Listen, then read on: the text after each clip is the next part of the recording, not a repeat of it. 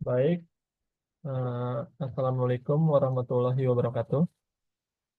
Kami dari kelompok satu eh, ingin menjelaskan materi 10 yang berjudul Analisis Pemikiran Ilmuwan Islam tentang Harga Adil dalam Konteks Mekanisme Pasar dan Peran Negara di Indonesia. Eh, Sebelum kami membahas materinya, perkenalkan saya sendiri dan rekan-rekan saya. Nama saya Ahmad Haikal Abdinubau dengan NIM AIR 001. Nama saya Alfi Ariandi Yahya dengan NIM akhir 105. Perkenalkan, nama saya Muhammad Zaki Fakih dengan NIM akhir 005. Dalam pandangan ekonomi Islam, keadilan merupakan prinsip dasar seluruh aktivitas ekonomi. Salah satu aspek utama yang mendapat perhatian khusus adalah konsep harga yang adil, yang sejak zaman klasik telah menjadi kajian penting dalam ekonomi Islam.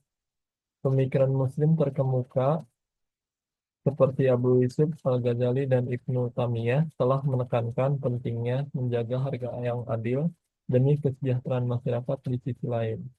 Peran negara dalam harga dan keadilan dalam transaksi ekonomi. Negara memiliki tanggung jawab khusus dan sosial untuk mengintervensi pasar jika harga terbentuk dianggap tidak adil atau bertentangan dengan prinsip syariah.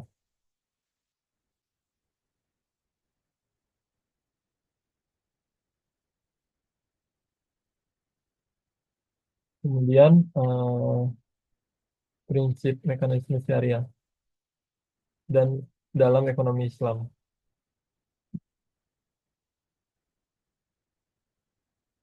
Dalam ekonomi Islam terdapat beberapa prinsip utama yang menjadi fondasi setiap transaksi.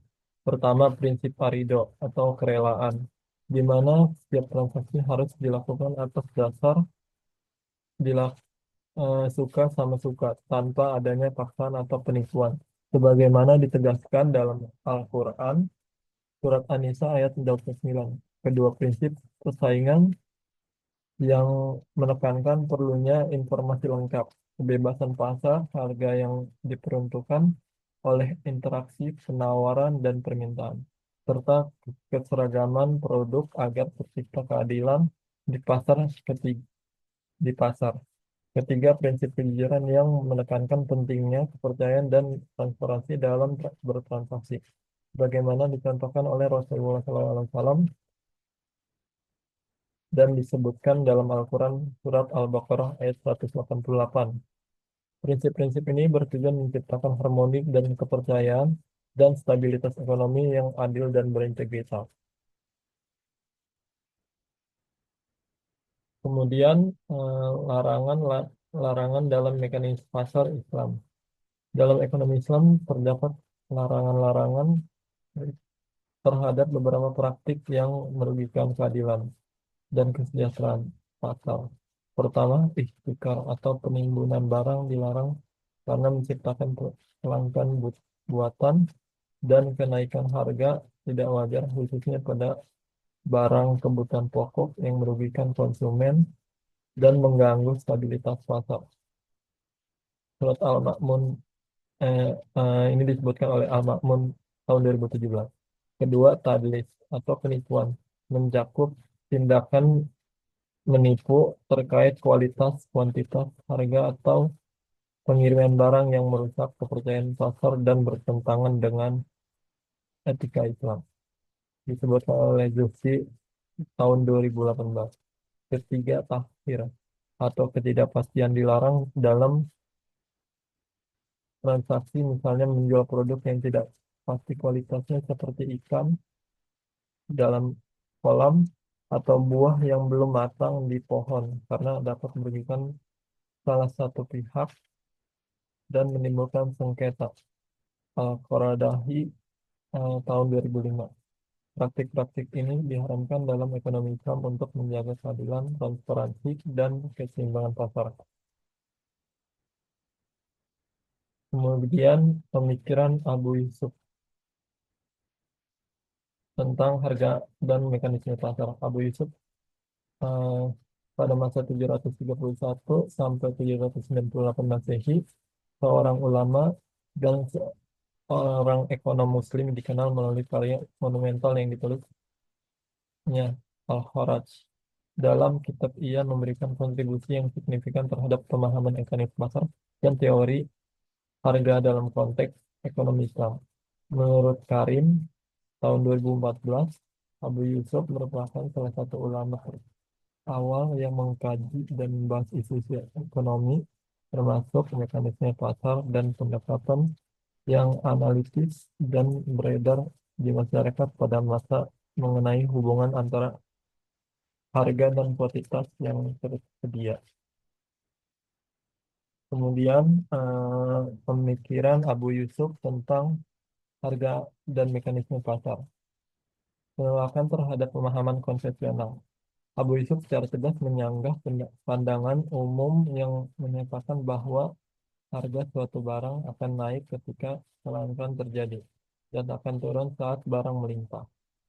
Menurutnya hubungan antara harga dan kuantitas tidak selalu bersifat linear. Ia mengajukan argumen bahwa mahal dan murahnya sesuatu barang dipengaruhi oleh berbagai faktor yang lebih kompleks dan tidak disimpulkan hanya dari ketersediaan barang. Hal ini menunjukkan Abu Yusuf yang progresif dan karena ia menekankan perlunya pemahaman yang lebih tentang dinamika pasar.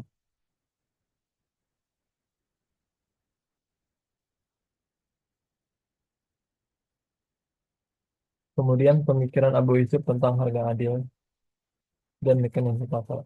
Faktor-faktor yang dipengaruhi harga, jadi Abu Yusuf itu menjelaskan tentang faktor-faktor yang mempengaruhi harga. Yang pertama permintaan dan penawaran, yang kedua kebijakan pemerintah, yang ketiga daya beli masyarakat, yang keempat kredibilitas pedagang, dan yang terakhir kondisi perekonomian secara umum. Selanjutnya kontribusi Al-Ghazali dalam pembentukan harga.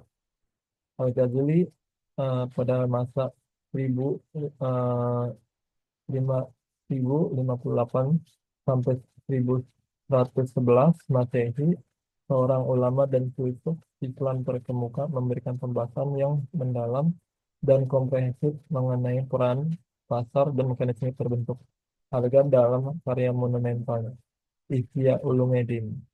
Menurutnya, menurut Karim, tahun 2014, Al-Ghazali menguraikan konsep ini dengan cara sistematis, menggambarkan bagaimana dinamika pasar berfungsi dan bagaimana etika harus menjadi landasan dalam setiap transaksi ekonomi. Selanjutnya akan dijelaskan Alfi. Selanjutnya ada kontribusi Al-Ghazali dalam pembentukan harga. Pertama ada evolusi. Nah, pembentukan harga menurut Al-Ghazali ini merupakan kebutuhan alami manusia dan spesialisasi dan pembagian kerja, pertukaran dan tempat penyimpanan barang, kebutuhan terhadap alat tukar atau uang. Kedua, karena etika dalam pembentukan harga. Motivasi pencarian maslahat, keuntungan sebagai kompensasi, penetapan margin keuntungan, kejujuran dalam praktek perdagangan. Next.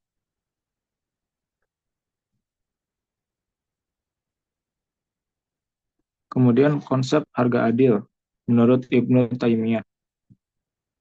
Nah, Ibnu Taimiyah, seorang cendekiawan dan teolog Islam terkemuka, memberikan analisis yang sistematis dan mendalam mengenai konsep harga adil dalam ekonomi Islam. Menurut Karim, Ibnu Taimiyah memperkenalkan istilah taman al-mithal atau harga ekuivalen yang menjadi landasan penting dalam analisis ekonomi Islam. Konsep ini menunjukkan pendekatan yang seimbang terhadap interaksi antara penjual dan pembeli, serta menekankan keadilan dalam praktik perdagangan.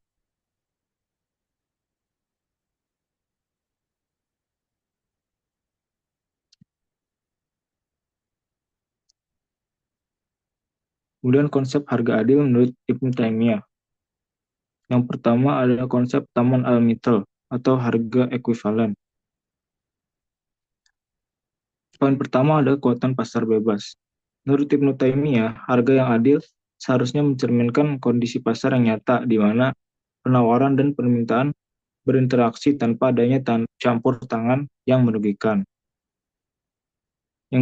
Poin kedua ada tanpa distorsi. Ibnu Taimiyah menggarisbawahi pentingnya harga yang tidak terdistorsi oleh praktik penimbunan atau kecurangan. Praktik penimbunan barang di mana sejumlah barang disimpan untuk menciptakan kelangkaan buatan dan menaikkan harga, dianggap tidak etis dan merugikan masyarakat. Dan yang poin ketiga, manfaat bagi penjual dan pembeli. Harga yang adil harus mencerminkan manfaat bagi kedua belah pihak, penjual maupun pembeli. Penjual mendapat kompensasi yang wajar atas barang yang dijual, sedangkan pembeli mendapatkan nilai yang sesuai dengan uang yang dikeluarkan. Kemudian kedua ada regulasi harga atau atas air. Dalam analisisnya, Ibnu Taimiyah membahas regulasi harga yang diperlukan dalam situasi tertentu. Misalnya pertama ada intervensi dalam kondisi darurat. Ia berpendapat bahwa campur tangan pemerintah dalam menetapkan harga hanya dibenarkan dalam kondisi darurat, seperti saat terjadi krisis ekonomi atau bencana alam yang mempengaruhi ketersediaan barang. Yang poin kedua, pengawasan pasar atau hisbah. Ibnu Taimiyah menekankan pentingnya pengawasan pasar untuk mencegah praktik kecurangan dan penipuan dalam perdagangan. Yang ketiga, keseimbangan antara kemaslahatan. Dalam setiap intervensi yang dilakukan, keseimbangan antara kemaslahatan penjual dan pembeli harus dipertimbangkan. Prinsip ini mencerminkan pendekatan Islam yang berusaha untuk melindungi kepentingan semua pihak yang terlibat dalam transaksi. Dan terakhir, faktor-faktor yang mempengaruhi harga. Ibnu Taimiyah mengidentifikasi beberapa faktor yang mempengaruhi harga dalam pasar. Yang pertama ada keinginan masyarakat atau demand. Permintaan yang tinggi dari masyarakat dapat mempengaruhi harga barang. Semakin tinggi keinginan konsumen terhadap suatu barang, semakin tinggi pula kemungkinan harganya naik. Dan kedua, intensitas kebutuhan. Kebutuhan yang mendesak dapat menyebabkan perubahan harga yang cepat. Barang-barang yang diperlukan dalam situasi darurat seringkali mengalami lonjakan harga. 3. Kualitas pembeli. Pembeli dengan daya beli tinggi cenderung dapat menerima harga yang lebih tinggi, sedangkan pembeli dengan daya beli rendah akan mencari harga yang lebih terjangkau. Yang keempat, ada jenis mata uang yang digunakan. Stabilitas dan nilai mata uang yang digunakan dalam transaksi juga dapat mempengaruhi harga. Mata uang yang stabil cenderung menciptakan kepercayaan di pasar. Dan yang terakhir, kondisi pasar. Faktor eksternal seperti kondisi ekonomi makro, inflasi, dan persaingan antar pelaku pasar juga berpengaruh terhadap harga. Ibnu Taimiyah memahami bahwa dinamika ini harus diperhitungkan dalam analisis harga. Next.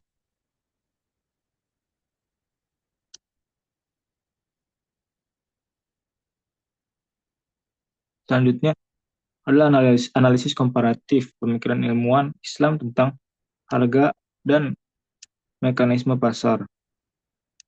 Dalam sejarah pemikiran ekonomi Islam, 3 tokoh besar, Abu Yusuf Al-Ghazali dan Ibnu Taimiyah, telah memberikan kontribusi penting terhadap pemahaman mengenai harga dan mekanisme pasar. Masing-masing dari mereka menawarkan perspektif yang unik. Meskipun ada kesamaan dalam prinsip dasar yang mereka junjung, berikut adalah analisis komparatif pemikiran mereka tentang harga. Dilihat dari persamaan dan perbedaan penekanan dalam pemikiran mereka. Next.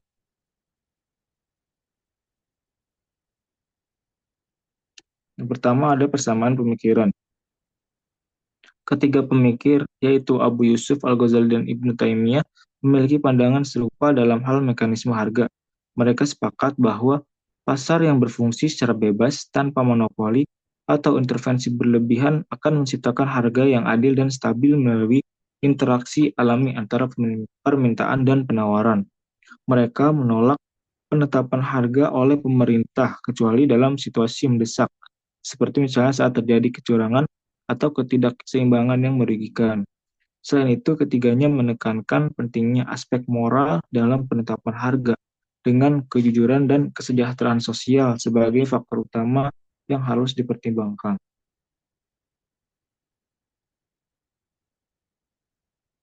Next.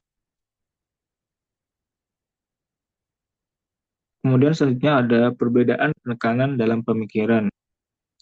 Meskipun berbagai prinsip yang serupa antara Abu Yusuf Al-Ghazali dan Ibnu Taimiyah menekankan aspek berbeda dalam pembahasan harga. Abu Yusuf lebih berfokus pada mekanisme pasar dan peran pemerintah dalam menjaga stabilitas harga melalui kebijakan fiskal yang adil. Al-Ghazali menitik beratkan etika perdagangan, kejujuran, dan keadilan, serta pentingnya spesialisasi dan penggunaan uang sebagai alat tukar di pasar. Sementara itu, Ibnu Taimiyah menekankan regulasi harga melalui konsep Taman al-Mithal atau harga ekuivalen dan pentingnya pengawasan pasar oleh.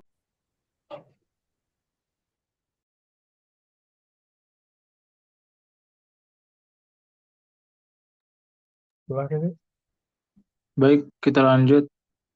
Jadi, dapat disimpulkan perbedaan penekanan dalam pemikiran ilmuwan muslim tentang harga dan pasar, yaitu Abu Yusuf menyatakan bahwa harga tidak hanya dipengaruhi oleh jumlah barang, tetapi juga oleh faktor-faktor kompleks seperti daya beli masyarakat dan kondisi ekonomi. Al-Ghazali menekankan pentingnya kejujuran dalam perdagangan dan peran uang sebagai alat tukar.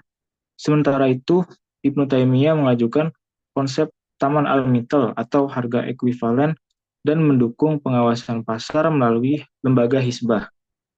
Meski memiliki fokus berbeda, ketiga tokoh ini sepakat bahwa pasar yang bebas dari monopoli dan distorsi akan menciptakan harga yang adil. Next.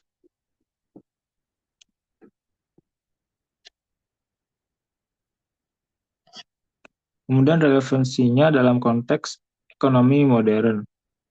Pemikiran dari Abu Yusuf, Al-Ghazali, dan Ibnu Taimiyah memiliki relevansi yang signifikan dalam konteks ekonomi modern, meskipun mereka hidup pada zaman yang berbeda. Prinsip-prinsip yang mereka kembangkan masih dapat diterapkan untuk memahami dan mengatasi tantangan dalam ekonomi kontemporer. Yang pertama, ada aspek teoritis. Pemikiran para ilmuwan ini membentuk fondasi teori harga yang adil, menggabungkan aspek ekonomi dengan keadilan sosial sehingga relevan dalam mengatasi ketidaksetaraan di era modern. Mereka juga menawarkan kerangka analisis untuk regulasi pasar, membantu pembuat kebijakan merancang aturan yang meminimalkan distorsi, dan mendorong persaingan sehat. Selain itu, konsep moral yang mereka usung dapat menjadi panduan bagi perusahaan dan individu untuk menjalankan aktivitas ekonomi yang berfokus tidak hanya pada keuntungan, tetapi juga tanggung jawab sosial di tengah globalisasi. Next. Kedua, ada aspek praktis. Pemikiran tentang harga yang adil dapat menjadi panduan bagi pemerintah dalam menetapkan kebijakan harga agar barang dan jasa tetap terjangkau, terutama bagi kelompok yang rentan. Prinsip kejujuran dan integritas juga membantu membentuk sistem pengawasan pasar yang efektif untuk mencegah penipuan dan eksploitasi, menjaga kepercayaan publik, serta stabilitas ekonomi. Selain itu,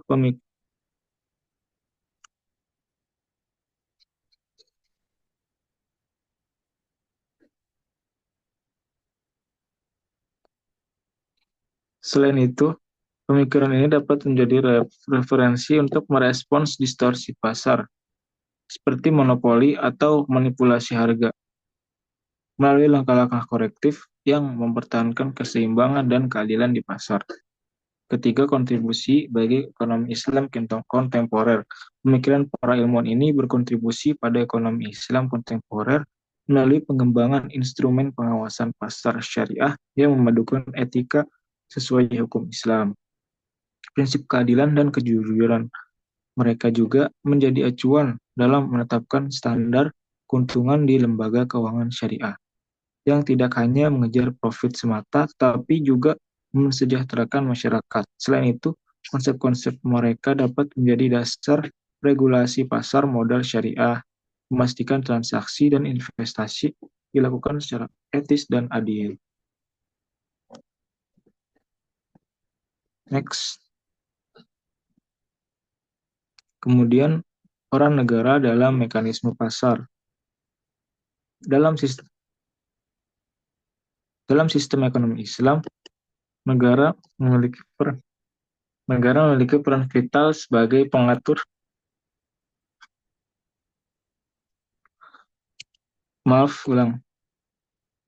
Dalam sistem ekonomi Islam, negara memiliki peran vital sebagai pengatur dan pengawas mekanisme pasar untuk menciptakan pasar yang adil dan transparan. Peran ini dilaksanakan melalui dua fungsi utama. Yang pertama, fungsi pengawasan pasar. Fungsi pengawasan pasar dilaksanakan oleh lembaga hisbah yang bertanggung jawab memastikan keadilan dalam transaksi perdagangan melalui: yang pertama, mengawasi aktivitas pelaku pasar, memantau perilaku perdagangan dan konsumen untuk memastikan transaksi sesuai etika Islam. Kedua, mencegah kecurangan, yaitu mendeteksi dan menghentikan praktik penipuan dalam perdagangan termasuk manipulasi timbangan. Ketiga, memastikan informasi akurat, yaitu menjamin transparansi harga dan kualitas barang agar konsumen dapat membuat keputusan tepat.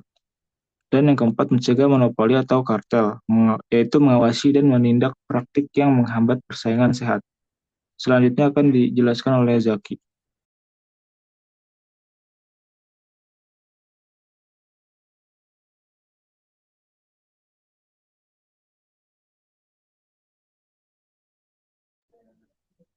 Lanjut, peran negara dalam mekanisme pasar. Yang lanjut dari fungsi kedua ini ada fungsi regulasi. Negara memiliki wewenang untuk membuat regulasi yang menjamin berjalannya mekanisme pasar secara adil. Beberapa bentuk regulasi yang dapat diterapkan antara lain, yang pertama itu ada penetapan standar produk dan jasa. Negara perlu menetapkan standar tertentu untuk produk dan jasa yang beredar di pasar. Ini bertujuan untuk melindungi konsumen dan memastikan bahwa barang yang dijual memenuhi kriteria kualitas yang ditentukan. Yang kedua ada mengatur izin usaha. Negara harus mengatur proses pemberian izin usaha untuk mencegah praktek ilegal dan memastikan bahwa pelaku usaha beroperasi sesuai dengan hukum dan etika bisnis Islam. Perlindungan konsumen. Yang ketiga ada perlindungan konsumen. Regulasi harus mencakup perlindungan bagi konsumen sehingga hak-hak mereka terjaga. Ini bisa berupa kebijakan mengambil barang, jaminan kualitas, dan produk keluhan.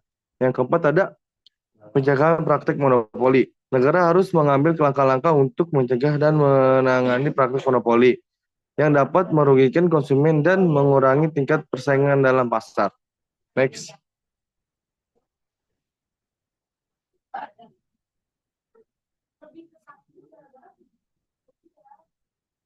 Implementasi dalam konteks Indonesia. Indonesia telah menerapkan mekanisme pasar Islam melalui regulasi dan pengawasan kelembagaan yang komprehensif. Yang pertama ada regulasi utama UU nomor 2/2000 tentang perbankan syariah, menjadi landasan hukum operasional bank syariah dan mengatur prinsip produk serta mekanisme pengawasannya. Yang kedua ada regulasi OJK untuk pasar modal syariah, mengatur penerbitan suku dan perdagangan saham syariah untuk memfasilitasi investasi halal. Yang ketiga ada peraturan terkait ekonomi syariah lainnya. Itu ada mencakup asuransi syariah dan lembaga keuangan mikro syariah. Lanjut yang kedua ada lembaga pengawasan. Yang pertama itu Dewan Syariah Nasional atau MUI, berperan memberikan fatwa dan sertifikat produk syariah untuk menjamin kepatuhan pada prinsip Islam. Yang kedua ada OJK, mengawasi seluruh sektor jasa keuangan syariah dan memastikan kepatuhan terhadap regulasi dan standar syariah. Yang ketiga ada Bank Indonesia, mengatur kebijakan moneter dan sistem keuangan syariah untuk menjaga stabilitas ekonomi. Yang ketiga ada perkembangan sektor. Yang pertama itu ada keuangan, pertumbuhan perbankan syariah, asuransi takaful, dan pasar modal syariah yang menunjukkan peningkatan minat masyarakat. Yang kedua ada Rio, berkembangnya MKM syariah dengan dukungan biaya syariah industri halal yang mencakup makan hingga kosmetik serta inovasi wakaf produk untuk kesejahteraan masyarakat. Perkembangan ini mencerminkan semakin kuat integrasi prinsip syariah dalam sistem ekonomi Indonesia. Next.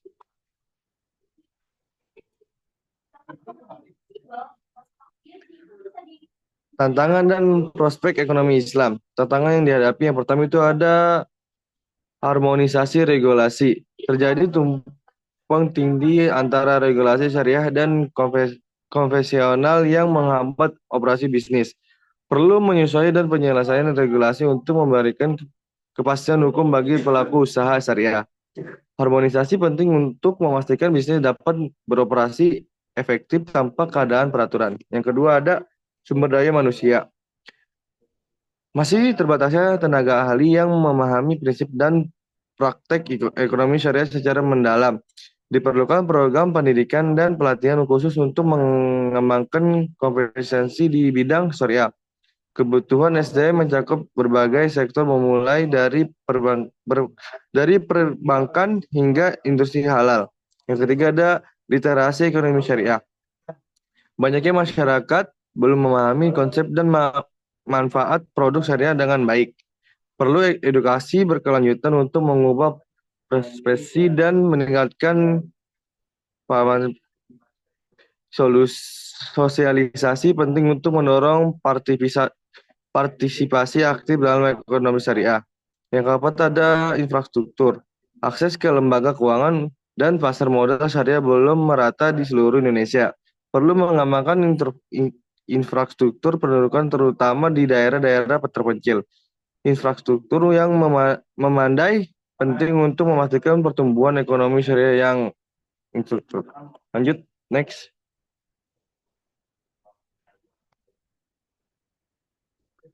Tantangan dan prospek ekonomi Islam.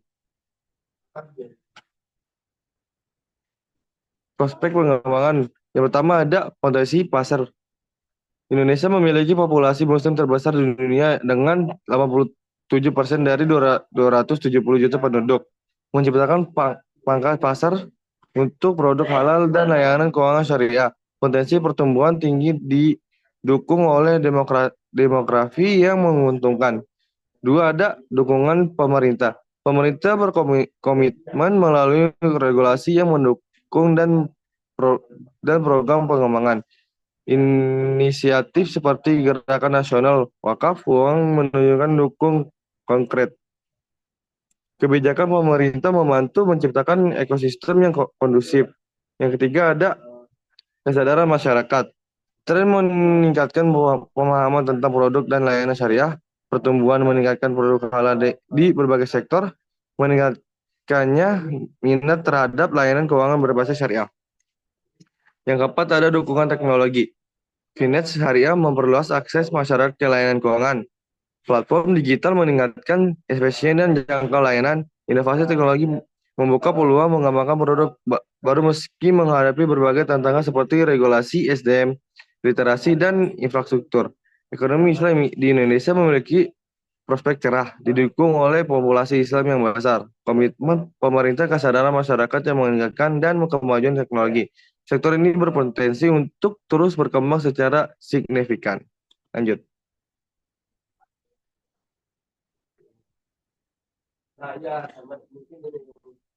Tantangan ekonomi Islam. Ekonomi Islam di Indonesia meski memiliki potensi yang besar, menghadapi sejumlah tantangan yang perlu diatas untuk dapat berkembang secara optimal. Beberapa tantangan tersebut meliputi dalam perkembangan ekonomi syariah, perlu ada harmonisasi regulasi antara regulasi syariah dan konvensional untuk menghindari konflik dan menciptakan kepastian hukum bagi pelaku usaha.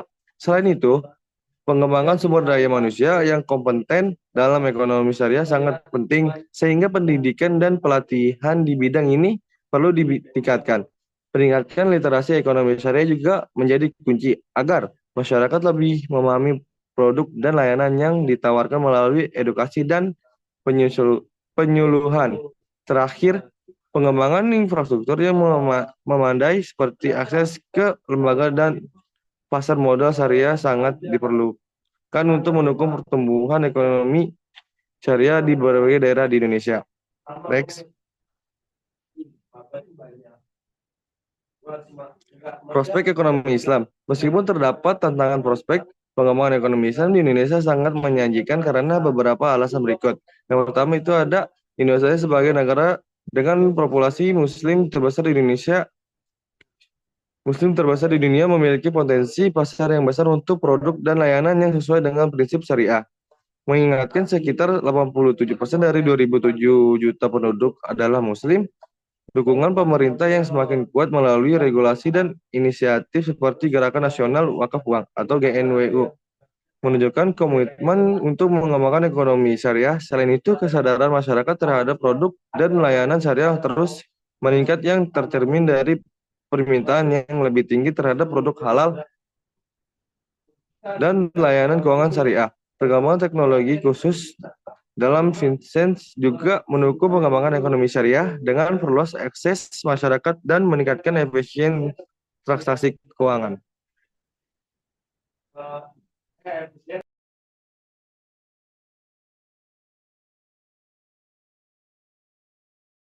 Baik, selanjutnya ada fatwa mengenai harga adil dan mekanisme pasar. Konsep harga adil telah menjadi pembahasan penting dalam ekonomi Islam sejak masalah awal perkembangan hukum Islam. Para ulama seperti Abu Yusuf Al-Ghazali dan Ibnu Taimiyah menekankan pentingnya menjaga keadilan dalam mekanisme pasar untuk mencegah eksploitasi, ketidakadilan, dan ketimpangan sosial. Di sini ada di sini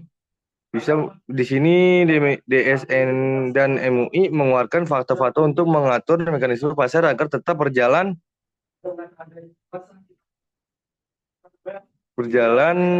lancar lah. Yang pertama itu ada fatwa tentang larangan ikhtar. Ikhtar itu ada penipuan barang. Larangan ikhtar atau penipuan barang dijelaskan dalam beberapa fatwa Dewan Syariah Nasional atau DNS MUI. Seperti pada aspek distribusi barang yang menciptakan kelangkaan buatan pelanggar prinsip keadilan dalam pasar. Di sini kita ngambil dari sumber fatwa DSN MUI nomor 27 garis miring DSN MUI garis miring 3/2002 tentang iktikar. Yang kedua ada fatwa tentang keseimbangan harga dan etika perdagangan. Fatwa ini mengatur tentang transparansi dalam transaksi dan melarang praktek gahar atau ketidakpastian yang dapat merugikan salah satu pihak. Di sini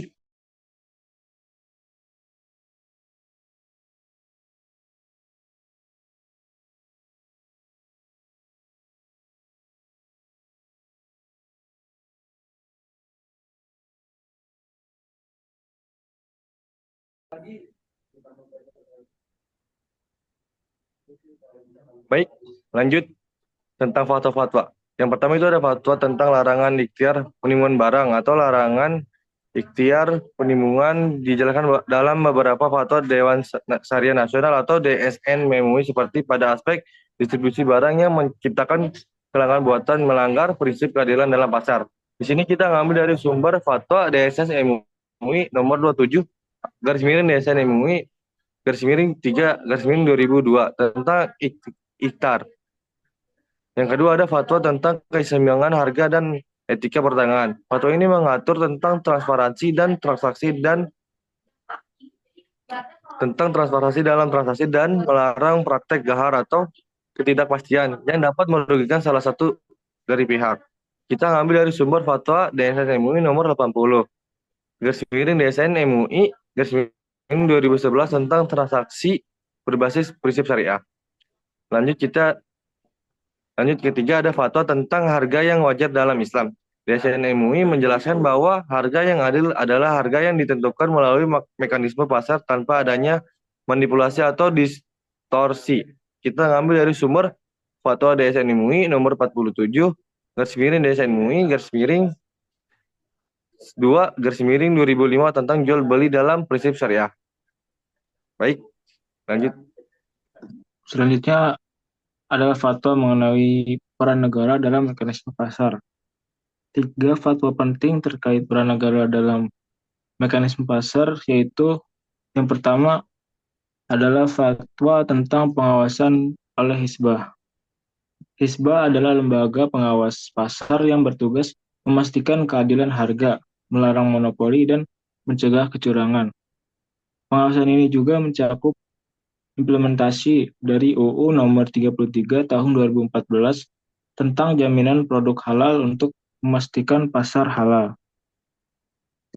Yang kedua, ada fatwa tentang peran negara dalam distorsi barang esensial.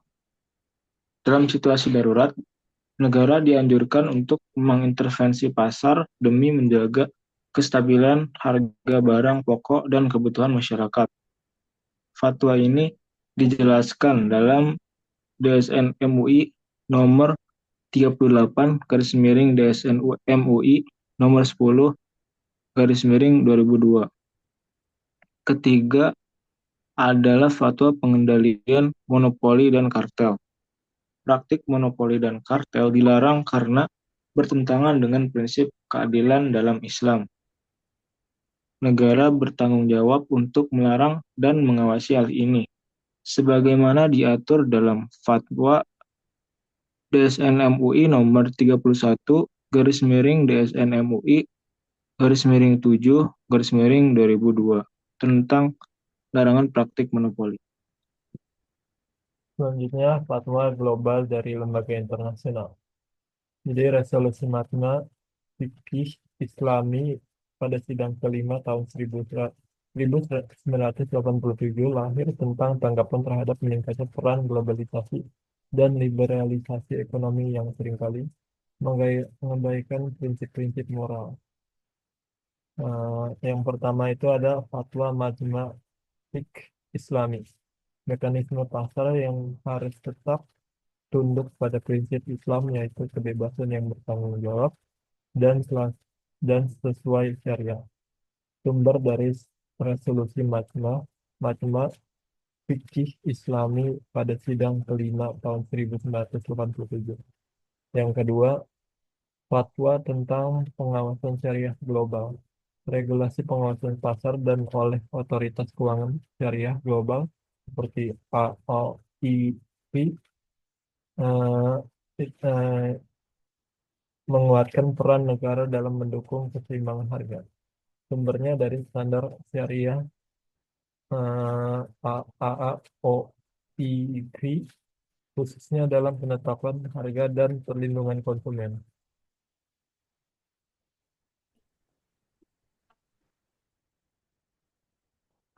Baik, di sini ada kesimpulan. Berdasarkan analisis yang dilakukan, dapat disimpulkan bahwa konsep harga adil dalam ekonomi Islam adalah landasan penting yang diusung para imam muslim seperti Abu Yusuf, Al-Ghazali, dan Ibnu Taimiyah. Dalam menciptakan keadilan sosial dan ekonomi, harga adil dipandang sebagai elemen fundamental untuk menjaga kesejahteraan masyarakat, mencegah eksploitasi dan mengurangi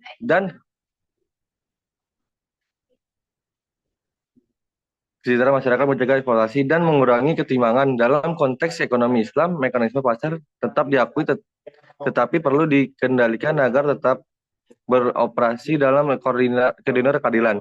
Negara memegang peran penting sebagai pengatur dan pengawasan, terutama untuk memastikan bahwa harga yang dibentuk tidak bertentangan dengan prinsip-prinsip syariah dan tetap mencerminkan nilai-nilai keadilan. Baik, terima kasih. Sekian dari kelompok kami. Kurang lebihnya mohon maaf. Wassalamualaikum warahmatullahi wabarakatuh.